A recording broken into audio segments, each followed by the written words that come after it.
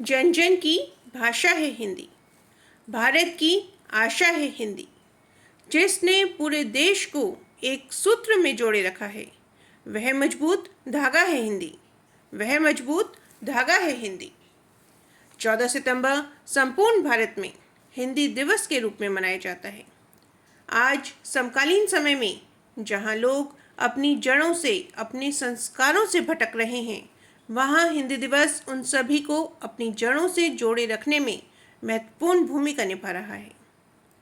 हिंदी भाषियों के अथक प्रयास के बाद ही 14 सितंबर 1949 के दिन संविधान सभा ने एकमत से हिंदी को राजभाषा के रूप में स्वीकृति प्रदान की, जो कि हम सभी भारतीयों के लिए अत्यंत गौरव की बात है। हिंदी हिंदुस्तान की राजभाषा ही नहीं, बल्कि हम भारतीयों की पहचान भी है। सरलता, सहजता, बोधगम्यता तथा शैली की दृष्टि से हिंदी विश्व की भाषाओं में महत्वपूर्ण स्थान रखती है। किसी भी देश की पहचान उसकी मातृभाषा से ही होती है, लेकिन आज यह अत्यंत अफसोस की बात है, जिसे विश्व की तीसरी भाषा माना जाता है, जिसे संसार के सबसे ज़्यादा लोग बोलते हैं, समझते हैं, वह आज तक अपना सम्मानजनक स्थान प्राप्त नहीं कर सकी है। हिंदी का इतना समृद्ध भाषा कोश होने के बावजूद हिंदी भाषा बोलते व लिखते समय अंग्रेजी शब्दों का चयन किया जाना अत्यंत ही गंभीर व विचारणीय प्रश्न है। आज के आधुनिक युग में अंग्रेजी भाषा को सीखना भी अनिवार्य हो गया है, किंतु हम यह अपनी हिंदी भाषा को नज़रअंदाज करके तो नहीं कर सकते। हिंदी हमारी संस्कृति, सभ्यता, संस्कारों तथा विचारों की प्रतीक है। यहाँ तक कि शोध द्वारा भी यह प्रमाणित हो चुका है कि हम यदि किसी विषय को अपनी मातृभाषा में समझें तो वह अधिक आसानी से समझ सकते हैं।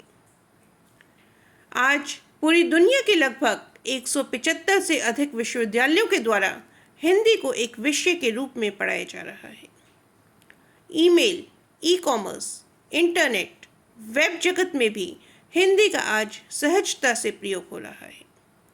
माइक्रोसॉफ्ट, गूगल, ओरेकल, IBM जैसी विदेशी कंपनियां भी इतने व्यापक बाजार को देखते हुए ही हिंदी को इतना बढ़ावा दे रही हैं।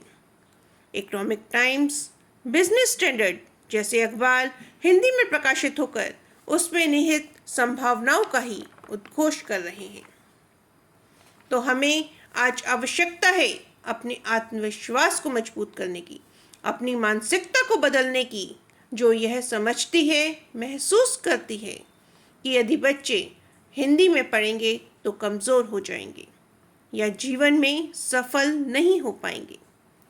ऐसे लोगों को ज़रूरत है अपनी मानसिकता को बदलने की। उन्हें यह समझना होगा कि सफलता ज्ञान ग्रहण करने की क्षमता तथा एकाग्रता पर निर्भर करती है, न कि किसी शिक्षा की भाषा पर।